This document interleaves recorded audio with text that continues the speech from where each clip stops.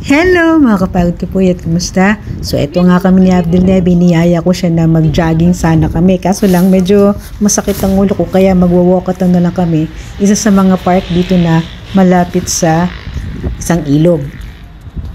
At kahit na medyo maaraw, masinag ang araw, nakakasilaw pero maganda pa rin ang panahon kasi medyo malamig. Pasalamat na rin ako kay Abdel Nebi kasi talagang tour guide ko na siya dahil kabisado niya dito sa Cairo talaga at kung saang lugar pa dito sa Egypt. We are at the Nile River.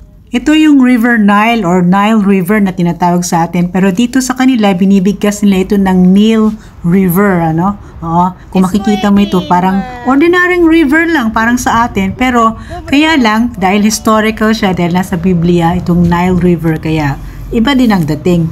Isa din ito sa mga tourist attractions dito sa Egypt na parang sa atin yung Lubok River Cruise, meron din sila ditong cruise sa Nile River.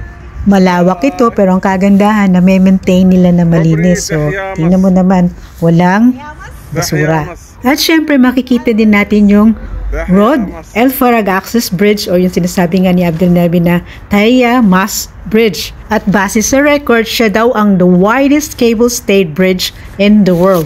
Bago pa lang siya kasi built in 2019. Please don't forget to like, follow, and share.